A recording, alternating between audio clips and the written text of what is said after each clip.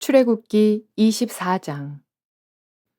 또 모세에게 이르시되 너는 아론과 나답과 아비후와 이스라엘 장로 70명과 함께 여호와께로 올라와 멀리서 경배하고 너 모세만 여호와께 가까이 나아오고 그들은 가까이 나오지 말며 백성은 너와 함께 올라오지 말지니라. 모세가 와서 여호와의 모든 말씀과 그의 모든 율례를 백성에게 전하매 그들이 한 소리로 응답하여 이르되 여호와께서 말씀하신 모든 것을 우리가 준행하리이다. 모세가 여호와의 모든 말씀을 기록하고 이른 아침에 일어나 산 아래에 제단을 쌓고 이스라엘 12지파대로 12기둥을 세우고 이스라엘 자손의 청년들을 보내어 여호와께 소로 번제와 화목제를 드리게 하고 모세가 피를 가지고 반은 여러 양푼에 담고 반은 제단에 뿌리고 언약서를 가져다가 백성에게 낭독하여 듣게 하니 그들이 이르되 여호와의 모든 말씀을 우리가 준행하리이다. 모세가 그 피를 가지고 백성에게 뿌리며 이르되 이는 여호와께서 이 모든 말씀에 대하여 너희와 세우신 언약의 피니라. 모세와 아론과 나답과 아비후와 이스라엘 장로 70인이 올라가서 이스라엘의 하나님을 보니 그의 발 아래에는 청옥을 편듯하고 하늘같이 청명하더라. 하나님이 이스라엘 자손들의 존귀한 자들에게 손을 대지 아니하셨고 그들은 하나님을 뵙고 먹고 마셨더라. 여호와께서 모세에게 이르시되 너는 산에 올라 내게로 와서 거기 있으라. 네가 그들을 가르치도록 내가 율법과 계명을 친히 기록한 돌판을 네게 주리라. 모세가 그의 부하 여호수아와 함께 일어나 모세가 하나님의 산으로 올라가며 장로들에게 이르되 너희는 여기서 우리가 너희에게로 돌아오기까지 기다리라. 아론과 훌이 너희와 함께하리니 무릇 일이 있는 자는 그들에게로 나아갈지니라 하고 모세가 산에 오르매 구름이 산을 가리며 여호와의 영광이 시내산 위에 머무르고 구름이 엿새 동안 산을 가리더니 일곱째 날에 여호와께서 구름 가운데서 모세를 부르시니라. 산 위에 여호와의 영광이 이스라엘 자손의 눈에 맹렬한 불같이 보였고 모세는 구름 속으로 들어가서 산 위에 올랐으며 모세가 40일 40야를 산에 있으니라. 좋은 날입니다.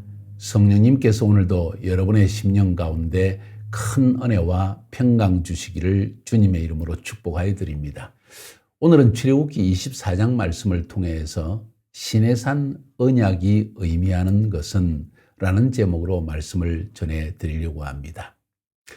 이스라엘 백성들은 출애굽한 지 47일째 되는 날에 시내산에 도달하였고 하나님은 모세를 불러드립니다. 그리고 모세에게 말씀하시기를 만약 이 백성이 내 말씀을 지키고 그 언약을 잘 지키며 순종하면 이 백성들이 내 제사장의 나라가 되고 나는 그들의 하나님이 되어줄 것이다 하는 이야기를 들려주십니다.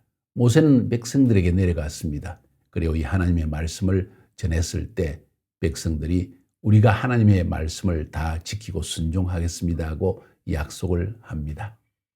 그래서 하나님께서는 50일째 되는 날, 그러니까 그로부터 3일 뒤에 백성들도 산으로 올라오게 하고 그러나 모세만 하나님을 만나도록 산 높은 곳으로 인도하시고 그리고 모세에게 말씀하십니다. 이 백성이 과연 나와의 언약을 지키면 내가 그들을 약속한 대로 제사장의 나라요 그리고 나의 백성이요 나는 그들의 하나님이 될 것이다 하면서 십계명과 또 많은 율법들을 주셨습니다. 모세는 이 십계명과 율법을 가지고 백성들에게 내려가서 하나님이 들려주신 십계명과 율법의 이야기를 들려주었고 오늘 24장에 보면 백성들은 이 모든 말씀을 듣고 또 70인의 장로들도 이 이야기를 듣고 우리가 여호와의 말씀에 순종하겠습니다. 언약을 지키겠습니다. 하고 말씀합니다.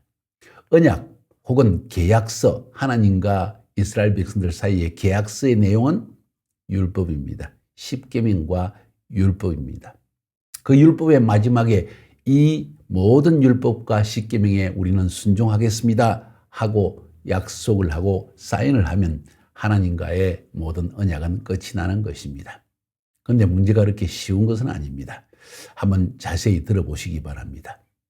시내산에서 하나님께서는 모세를 중재자로 세우시고 그의 백성들과, 그러니까 이스라엘 백성들과 하나님 사이에 언약을 체결합니다. 성경에는 그것을 옛 언약이라고 이야기합니다. 혹은 모세의 언약, 혹은 시내산 언약, 이런 표현들이 성경에 나오는데 바로 그것을 이야기하는 것입니다. 언약의 내용, 계약서의 내용은 십계명과 율법을 지키는 자는 살 것이요 하나님의 백성이 될 것이요 하나님은 그들의 하나님이 되어줄 것이라는 내용이었습니다. 백성들은 거기에 순종하겠다고 말했고 이 시내산 언약은 체결되어졌습니다. 그런데 사실은 이 시내산 언약이 그것만으로 체결된 것은 아닙니다. 오늘 24장 본문에 읽어보면 하나님께서 말씀하시기를 백성들에게 소를 잡아서 피를 흘려 그 모든 소의 고기들을 번제로 하나님께 드리고 화목제로 하나님께 드려야 한다. 그리고 그 피로서 언약을 맺어야 할 것이다 하는 말씀을 하셨습니다. 자, 계약서의 내용은 한 가지 율법 십계명이었습니다. 그런데 그 계약을 피로서 이제 약속을 맺는 것이었습니다. 여기서 질문할 것은 왜 하나님께서 피를 흘려 그 피의 언약을 말씀하셨을까요? 귀중한 질문입니다. 우리가 반드시 알아야 할 질문입니다. 그냥 피라는 것은 계약 당사자 간의 엄중한 약속을 의미합니다. 만약 이 약속을 지키면 살 것이고 지키지 않는 사람은 그 불순종 혹은 계약을, 언약을 어긴 것에 대한 피를 흘려 죽어야만 한다 하는 엄중한 약속을 의미한다고 볼 수 있습니다. 고대 사회는 대개 계약을 맺을 때 짐승의 피를 흘려서 그 피를 계약서에 바르고 양쪽 사람이 여기에 약속을 했다고 합니다. 그런 의미에서 이 피의 언약은 쉽게 이해할 수 있다고 볼 수 있습니다. 그런데 중요한 것은 하나님께서 단순히 서로 상호 간에 손가락을 잘라서 피를 흘려서 이렇게 약속하는 것이 아니라 짐승의 피를 잡아서 제단에서 번제로 활활 태워 완전히 죄로 불사르는 번제, 그리고 화목제 역시 그 고기를 하나님께 드림으로 말미암아 하나님과 사람 사이에 화목케 하는 제사를 드리고 그 피로 언약을 맺으라 했다는 것이 중요합니다. 그러면 이 제물, 번제와 화목제, 피로 드리는 이 제사의 의미는 뭘까요? 그냥 상대방의 당사자의 양쪽의 피만 흘려서 계약서에 피를 묻히면 되는 거 아닐까요? 아니요. 하나님은 피의 제사를 드리기를 원하셨습니다. 단순한 피가 아니라 제사라는 것입니다. 여기에 중대한 의미가 있습니다. 옛 언약 안에 숨겨져 있는 새 언약의 내용이라는 것입니다. 이해가 잘 되지 않을 수가 있습니다. 잘 들으시기 바랍니다. 모세를 통해서 시내산에서 맺은 언약의 의미는 이것입니다. 중심은 이것입니다. 하나님의 백성들이 하나님의 십계명과 율법에 순종하고 그 말씀을 따라 살아내기만 하면, 다시 말해서 하나님의 공평과 정의, 하나님의 기준을 따라 살기만 하면 하나님께서 그들에게 제사장 나라가 되게 하고 하나님 나라의 백성이 되게 하고 하나님은 그들의 하나님이 되어주신다는 것입니다. 자, 이것이 옛 언약의 가장 핵심적인 내용입니다. 그러면 계약은 끝난 것 아닙니까? 그러나 이스라엘 역사를 통해 살펴볼 때 이스라엘 민족은 한 사람도 하나님의 율법의 십계명과 율법에 합당한 완전한 100% 순종하는 사람이 없었다는 것을 알 수가 있습니다. 민족 전체가 하나님 앞에 오히려 범죄했고 심지어 십계명이 가장 중요한 우상 숭배를 하지 마라, 또 안식일을 지키라, 이런 기본적인 하나님의 연관된 법조차도 지키지 못할 뿐만 아니라 율법들 안에 십계명 이와 다른 율법에 적혀져 있는 공평과 정의를 버리고 고아와 과부를 학대하고 가난한 자를 학대하고 빼앗고 이런 일을 저지름으로 말미암아 결국 마지막에는 바벨론의 포로로 잡혀가는 신세까지 되어집니다. 쉽게 이야기하면 언약을 어겼다는 것입니다. 그래서 옛 언약은 완전히 파기되고 말았습니다. 불행하게도 이스라엘 백성들은 이제 죽을 수밖에 없는 처지에 빠졌습니다. 피의 언약 아닙니까? 지키지 않는 자는 자기 목숨으로 피를 흘려 대신해야 된다는 것 아닙니까? 여기에 비록 옛 언약이지만 그 안에 새 언약이 담겨 있다는 내용이 지금 흘러나옵니다. 뭔 이야기입니까? 피의 제사를 드려라. 번제와 화목제를 드리라. 그리고 피로서 언약을 맺으라. 이 말은 하나님께서 십계명과 율법을 계약의 내용으로 삼았지만은 그 계약의 마지막에 번제와 화목제의 피의 제사를 드려야 할 것이다 하는 것은 하나님이 하나의 새 언약을 미리 예견하면서 말씀해 주신 것입니다. 너희들이 죄인이기 때문에 십계명과 율법의 내용을 다 지킬 수가 없을 것이다. 그래서 미래에 죄 없는 메시아가 이 땅에 와서 너희를 위해서 대신 번제와 화목제로 피를 흘리는 일이 있게 될 것이다. 그리고 그때 비로소 이 옛 언약은 완성될 것이다 하는 메시지를 사실은 이 시내산 언약 가운데 담고 있다는 것입니다. 하나님의 놀라운 경륜입니다. 하나님은 공평과 정의의 하나님이요 천상천하의 유일하신 하나님이십니다. 다른 신은 없습니다. 우상 숭배를 용납할 수 없습니다. 그리고 하나님의 성품인 공평과 정의를 버린 자를 하나님이 용서할 수도 없습니다. 죄를 지은 자는 피를 흘릴 수밖에 없는 것이지요. 그래서 성경은 이렇게 말하고 있는 것입니다. 히브리서 9장 18절과 22절을 연결해서 보면 그러므로 첫 언약도 피 없이 세운 것이 아니니 첫 언약 시내산 언약을 의미합니다. 그런데 율법을 쫓아 모든 그의 물건이 피로서 정결케 되나니 피 흘림이 없은즉 사함이 없느니라. 피 흘림이 없으면 사함이 없다. 누군가 죄 없는 자가 피를 흘려야만 죄 사함이 주어진다는 이야기입니다.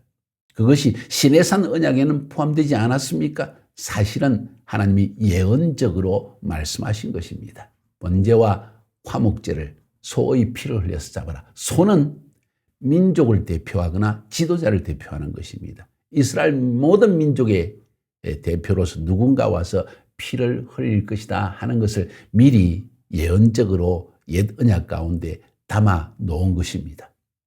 그러면 누가 와서 피를 흘렸습니까? 바로 예수 그리스도이십니다.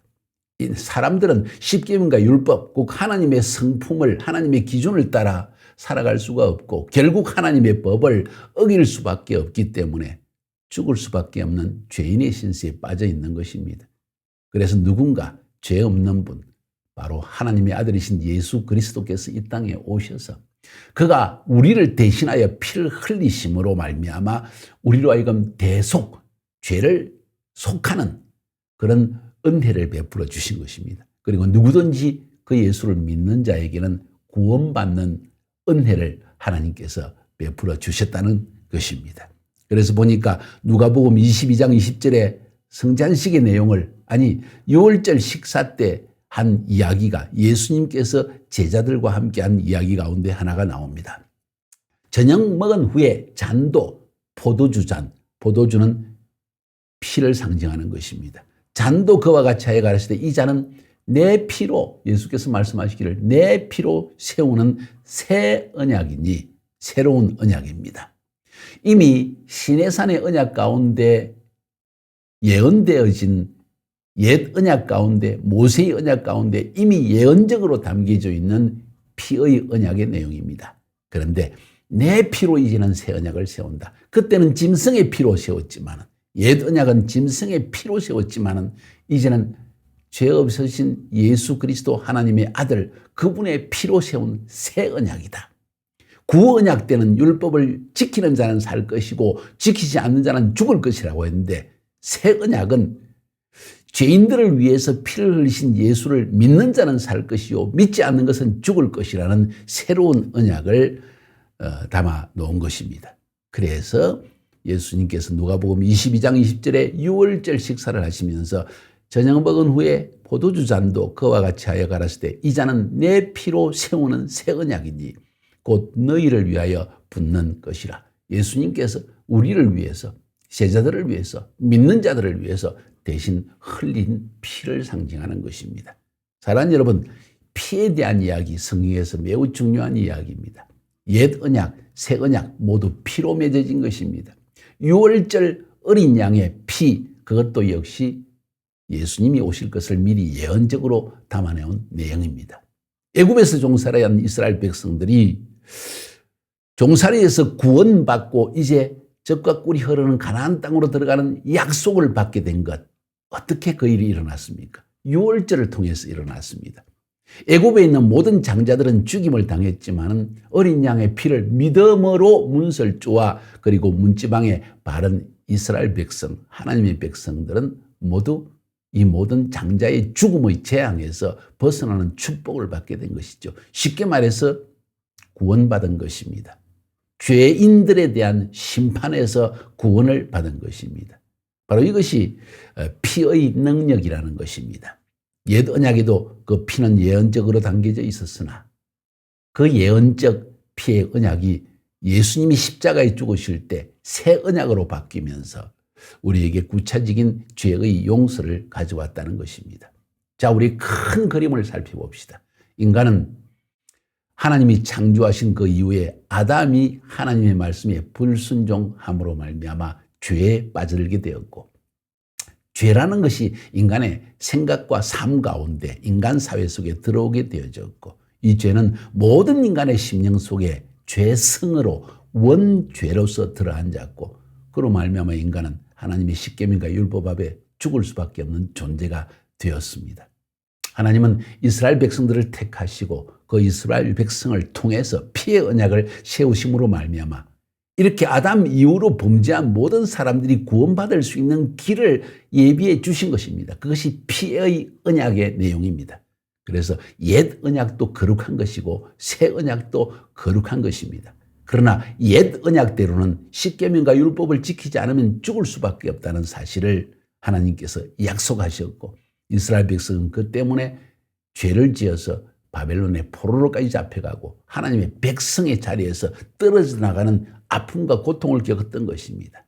그러나 하나님께서는 이 옛 언약 가운데 담아놓으신 피의 언약을 그대로 지키기를 원하시고 마지막 때 예수 그리스도를 이 땅에 보내셔서 그의 흘리신 보배로운 십자가 위에서의 피로 말미암아, 짐승의 피가 아니라, 소의 피가 아니라, 짐승의 번제와 화목제가 아니라 예수님이 그의 살을 찢기시고 그의 피를 흘리신, 그리고 우리에게 주신 새 언약으로 말미암아 누구든지 예수 믿는 자는 구원받는 축복을, 죄 사함을 받는 축복을, 거룩한 하나님의 제사장 나라가 되어지고 하나님은 우리의 하나님이 되어지고 우리는 하나님의 백성이 되어지는 축복을 누리게 한 것입니다.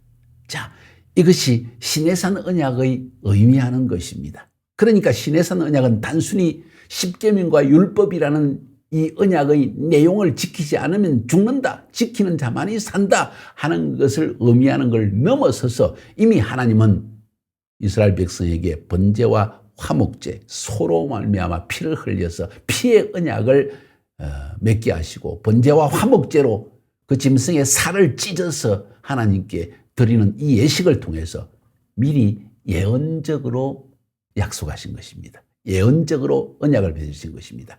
장차 이 짐승의 피처럼 자신의 피를 흘려서 자신의 살을 찢어서 번제와 화목제로 하나님께 드림으로 말미암아 너희를 구원하는 구원자 메시아가 올 것이라고 말씀하신 것입니다. 이것이 바로 시내산 언약의 의미하는 것입니다. 여러분 이제 이해하시겠습니까? 바로 이 사실 때문에 우리 모두는 죄인들입니다. 하나님의 십계명과 율법을 지킬 수 없는 연약한 자들입니다. 율법은 단지 그 율법을 쳐다볼 때마다, 배울 때마다 우리는 이 율법을 지킬 수 없는 연약한 죄인들입니다 하는 것을 깨닫고 하나님 나를 구원하여 주시옵소서. 오호라 나는 공고한 자로다. 누가 나를 이 죄악의 몸에서, 사망의 몸에서 건져낼 수 있으랴. 그러므로 내가 예수 그리스도를 인하여 찬양하리로다. 바로 그 예수께서 우리 모든 죄를 사해 주시는 희생제물이 되어 주셨고 번제를 그리고 화목제로서 그리고 피를 흘리신 메시아가 되시기 때문입니다. 바로 이것을 오늘 성경은 이야기하고 있는 것입니다. 사랑하는 여러분, 이것이 예수 믿어야 하는 이유입니다. 우리는 연약합니다. 우리는 본성적으로 죄를 지을 수밖에 없는, 세상적으로 빠져서 사단의 종놀이를 할 수밖에 없는 존재였으나 예수님께서 십자가 위에 피를 흘려주심으로, 그 피로 우리를 구속하시고 그 몸을 찢기심으로 자신을 화목제와 그리고 번제로 드리심으로 말미암아 예수 믿는 우리에게 이제는 성령을 보내주시고 그 성령께서 우리 안에 십계명과 율법 하나님의 법을 깨달아 알게 하시고 순종할 수 있는 힘과 능력도 우리 안에 부어주시는 것입니다. 그래서 여러분은 하나님의 거룩한 제사장 나라가 되어지고 그리고 하나님의 백성이 되어진 것입니다. 그리고 하나님은 우리의 하나님이 되어주십니다. 우리가 어디로 가든지 무엇을 행하든지 우리의 생각까지도 읽으시고 우리에게 응답해 주시는 좋으신 하나님이 되신 것입니다. 이 하나님을 믿으시고 예수 그리스도를 영접하여 이런 제사장 나라 그리고 하나님의 백성이 되는 축복을 누리시기를 주님의 이름으로 축복하여 드립니다. 승리합시다.